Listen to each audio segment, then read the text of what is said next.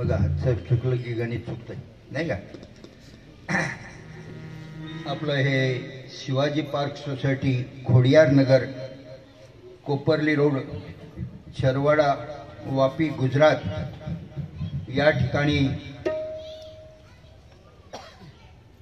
आमचे हरिभक्तपरायण गुरुवर्य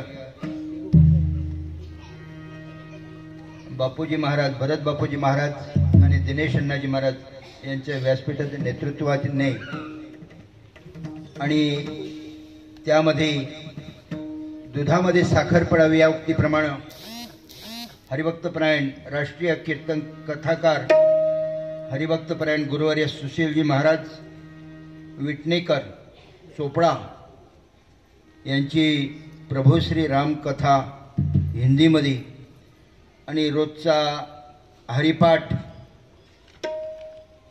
कीर्तन आणि भजन पण असेल असा हा चाललेला अखंड हरिनाम सप्ताह हे वापीवासी सकळ वारकरी मंडळ वापी खरोखरच पवित्र ते कुळ पावन तो देश. मगाशीच बोललो मी. वारकरी संप्रदाय वापी गुजरात तसेच वापी परिसरातील सर्व भाविक भक्त मंडळ आणि ग्रामस्थ यांच्या उपस्थित चाललेला हा अखंड हरिनाम सप्ताह 17वं वर्ष. कुठलंही कार्य सुरू करणं सोपं असतं पण सिद्धेशनं अतिशय कठीण हे 17वं वर्ष अतिशय पावन वर्ष. कारण 17वी काय आहे जीवनकळा, 17वीचे स्तन दिशी अनाथाच अल्लर भाषी किंवा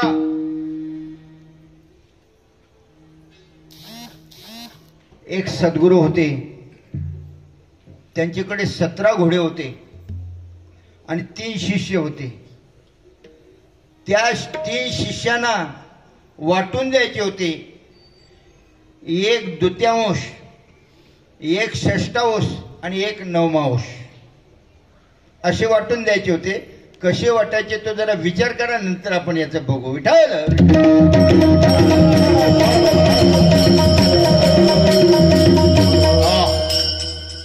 तेव्हा आज निवडलेला अभंग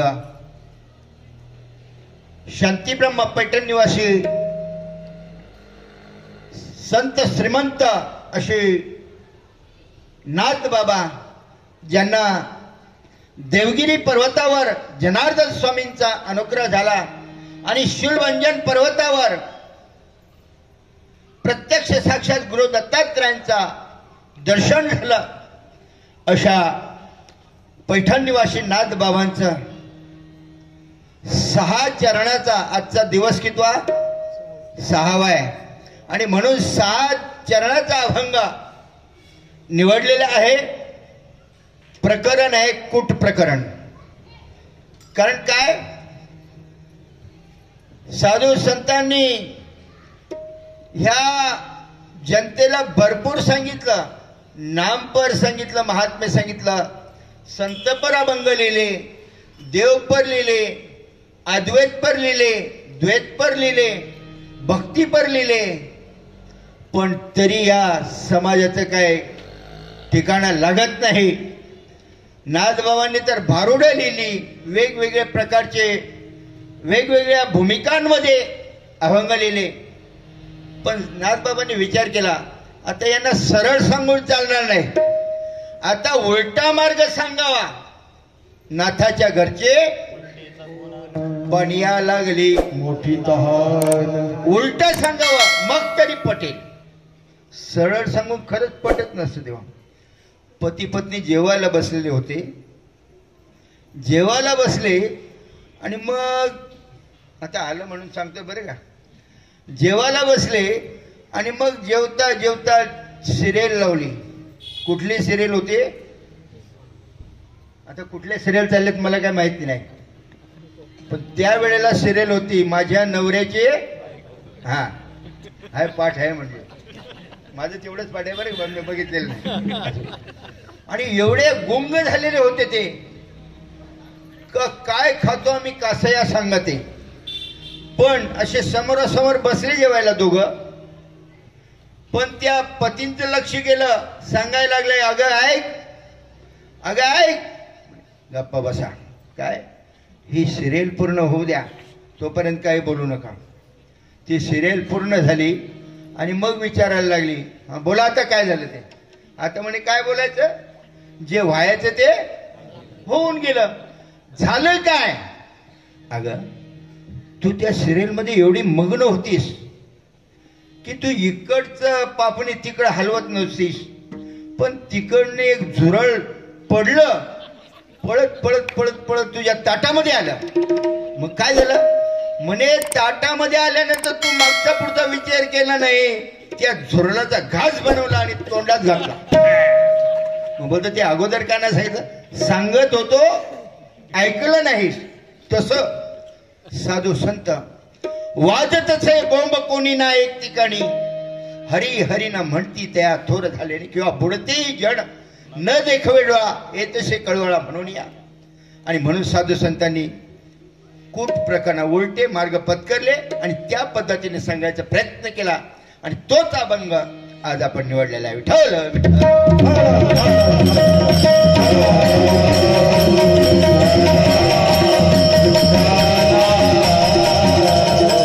आणखी एक आजच्या दिवसाचं महात्म्य आहे, जे कधी कोणी विसरू शकत नाही.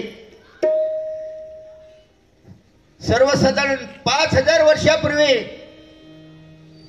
आपल्या या संस्कृतीचा महान एक ग्रंथ आहे, त्याचं नाव आहे भगवद्गीता. ती 5500 वर्षापूर्वी कुरुक्षेत्रावर त्या गीतेचा जन्म झाला. आज गीता जयंतीचा दिवस आणि असा हा पवित्र दिवस गीता जयंती. गीता जयंती अखंड विश्वभर विशेषत्वाने आपल्या भारतभर साजरे होते, पण विश्वामध्ये तिचं अधिष्ठान आहे. हे स्वामी विवेकानंद पटवून दिलं शिकागो येथील परिषदेत. सगळे ग्रंथ वर आणि खाली भगवद्गीता. सांगायला लागले काय तुमच्या ग्रंथाची हालत आहे. सगळ्यांच्या खाली स्वामी विवेकानंदांनी कॉलर टाईप करून सांगितला, Gita is foundation of all this ग्रंथस. म्हणजे गीता इज दिसायला लहान असेल, पण या सगळ्या ग्रंथांचं फाउंडेशन, आणि फाउंडेशन मजबूत असेल तर किती मोठी इमारत बांधा, काही प्रश्न नाही. तेव्हा अशा या गीतेचा जन्म कौरव पांडव कुरुक्षेत्रामध्ये एकत्र आलेले आहेत, समोरासमोर बसलेले आहेत.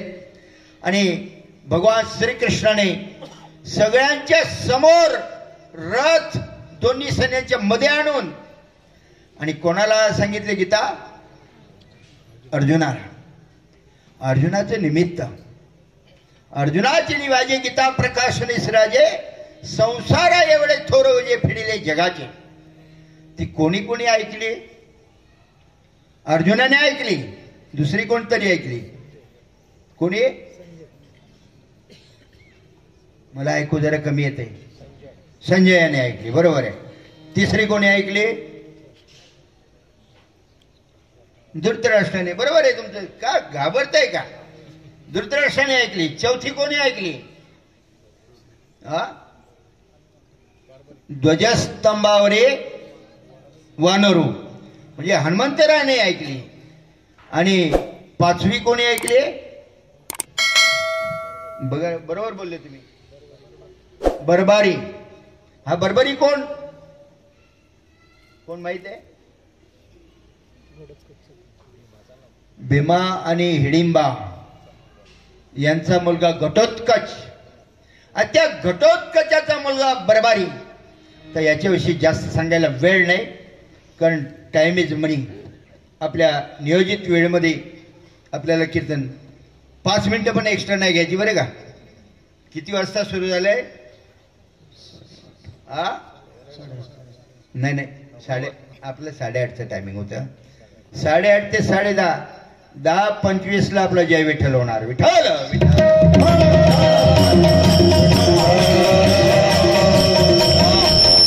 कारण प्रत्येकाच्या मर्यादा ठरवून दिलेल्या आहेत. प्रवचन बोललं तर किती वेळ, कीर्तन बोललं तर अमिताभ बच्चन, काळूबाळू आणि गोंधळ. मग 2 तास आपले साडे लावतात बस ना, नाही का? 2 तासात काय, 1 तासात काय, जे 2 दिवस बोललं तरी संपणार नाही.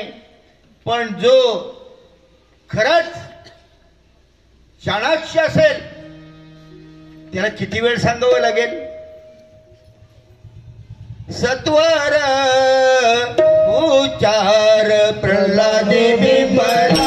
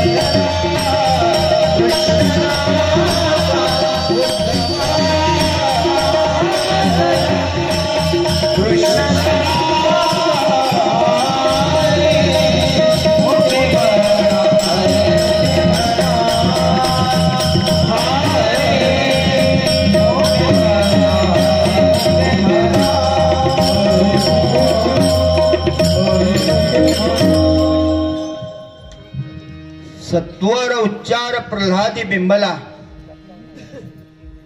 उद्धवाला जला कृष्ण. आपले श्रीपाद बाबा सांगायचे, जाता जाता शार्प माइंड असेल तर लगेच साधू बोध झाला आणि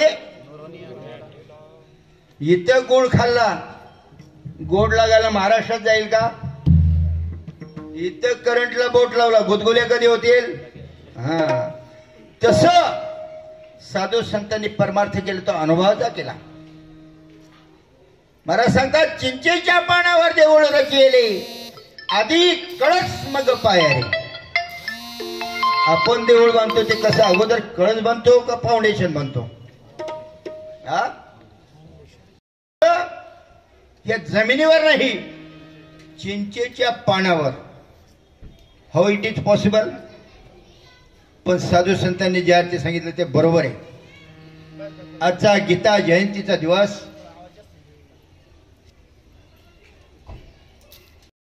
पार्थ धनुर्धरा तत्र श्री विजयभूती ध्रुवा नितिर्मतिर्मम. ज्या ज्या वेळेला, ज्या ज्या ठिकाणी भगवंत, जिथं जिथं भगवंत आहे तिथं विजय ठरलेला आहे. भाग्यवंतांनो, भगवंताला आपण ओळखलं पाहिजे अगोदर. कारण आपण देवांचा बाजार म्हणलं एक प्रकारचं, असं बोलल्यास अवघड ठरणार नाही.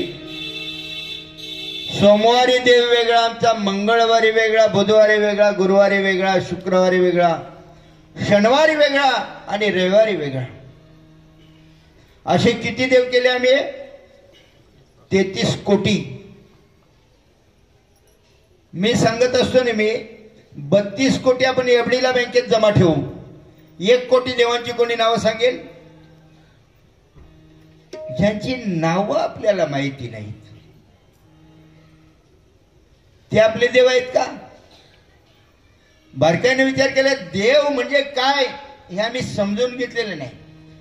जसं ज्याने डॉक्टरकीची परीक्षा दिली तो डॉक्टर झाला, वकिलीची परीक्षा दिली तो वकील झाला, इंजिनिअरिंगची परीक्षा दिली तो इंजिनियर झाला, तशा या देवांच्या 33 कोटी आहेत. 11 रुद्र, 12 आदित्य, 8 वसु आणि 2 अश्विनी कुमार, या 33 देवांच्या कोटी आहेत. आपल्याला हा मनुष्य जन्म मिळालेला आहे ना, या मनुष्य जन्माचा अधिकार काय? मनुष्य देहाचे ज्ञाने सचिदानंद पदवी घेणे एवढा अधिकार नारायण कृपावळे. तुम्ही माणूस म्हणून जन्माला आलात ना. संत गाडगे बाबा सांगतात, अरे माणसांना माणूस केला जागा, माणसामध्ये येऊन माणसासारखं वागा. गाडगे बाबा सांगतात. पण स्वामी विवेकानंद एक ककन पुढे जातात. तुम्ही प्रत्यक्ष ब्रह्म आहात आणि मी जर तुम्हाला माणूस म्हणेन ही तुमची विटंबना केल्यात जमा होईल. प्रभू तुम्ही महेशाच्या मूर्ती आणि मी माणूस म्हणेन विटंबना होईल. तेव्हा प्रथम आपण नक्की कोण आहोत, कुठून आलोय आणि शेवटी कुठे जायचंय याचा न्याय निवाडा केला पाहिजे.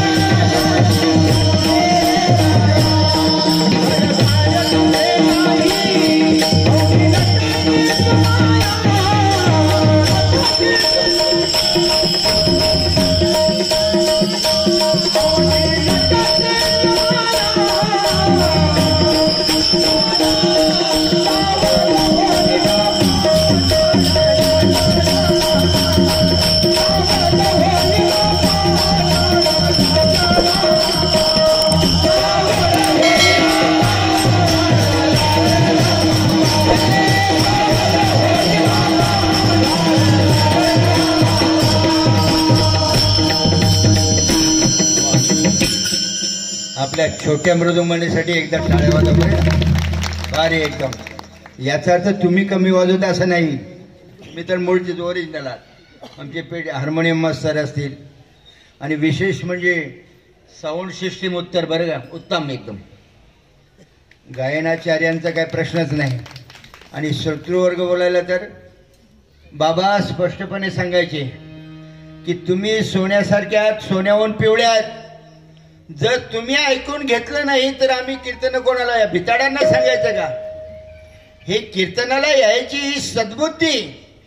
मनुष्याणाम सहस्रशा. आकाशामध्ये चांदण्या भरपूर आहेत पण लुकलुकणाऱ्या चांदण्या. आपल्या वापीमध्ये कमी जनसंख्या असेल का पण एवढ्यांनाच का ती सद्बुद्धी होते.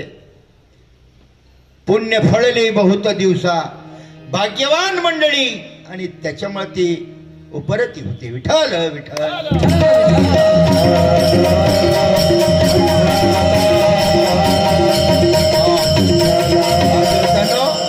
आपल्याला मनुष्य जन्म 83,99,99 योनी भटकून शेवटची पाळी हा मनुष्य जन्म मिळालेला आहे. याच जन्मामध्ये त्या देवाचं भजन घडू शकतो. इतर ज्ञान नाही आणि ज्ञान नाही.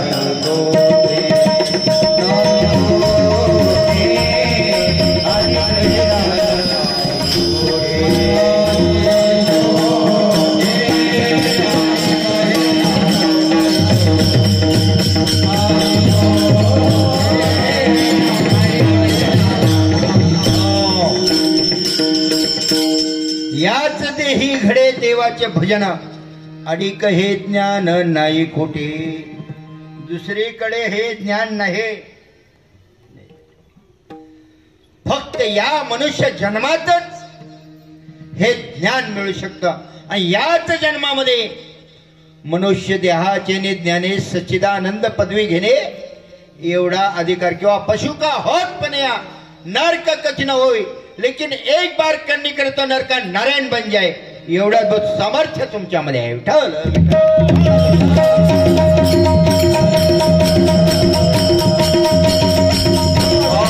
आणि म्हणून साधू संतांनी जो राजमार्ग मोकळा केला फोडिले भांडार देण्याचा माल मी तो हमाळ भारवाई. भागवंतानो महाराज सांगतात नाथाच्या घरची उलटी खून पाण्याला लागली तहान. आता या कुठल्या पाण्याला तहान लागले सगळं बाजूला ठेवणे. Come to the point. आपल्यामध्ये असलेल्या जीवात्मा रूपी पाण्याला परमात्मा रूपी पाण्याची तहान लागली. पाण्याला लागली मोठी तहान. पुढे सांगतात ते, आत घागर बाहेर पाणी, पाण्याशी पाणी आले मिळवणी. आत घागर बाहेर पाणी. तिसऱ्या चरणामध्ये सांगतात, आज म्या एक नवल देखिले, वळचणीचे पाणी. म्हणजे काय हो, पाऊस पडल्यानंतर खाली ओळ निघतात का वरती? साधू संतांची भाषा आहे. परवा आळंदीला बापूजी महाराज ऐकलं कीर्तन याच्यावर. त्यांनी सांगितलं, वळचण म्हणजे मृत्यूलोक आणि स्वर्गलोक म्हणजे, हा, वळचण म्हणजे स्वर्गलोक, आपली ही मृत्यूलोक, आणि आड म्हणजे स्वर्गलोक. बरोबर आहे. नाथ महाराजांनी आपल्या मच्छिंद्र झालेले एक अभंग लिहिलेला आहे. कच्चा बे कच्चा ओ नर कच्चा बे कच्चा,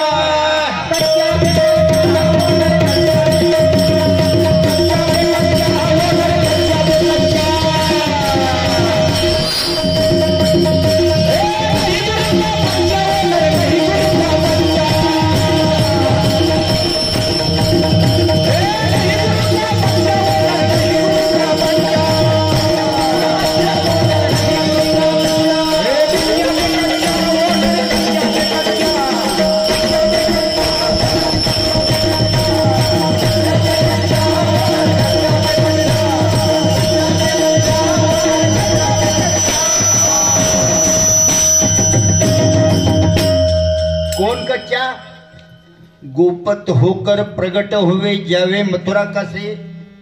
वापीमध्ये गुप्त होईल, निघायला मथुरा काशीला जाईल. ओ बी कच्चा बे कच्चा. नंबर 2, कुंडलीने को खूब चढ़ावे, ब्रह्मा रंध्र जावे, चलता है पानी के ऊपर मुख से बोले सो हुए. वो भी कच्चा बे कच्चा. मग कौन सच्चा? कहे मच्छिंदर सुन भाई गोरख, अरे किनारों के ऊपर जाना, कृपा भई सदगुरु की, आप अपन को छिना, वही गुरु का बच्चा. विठल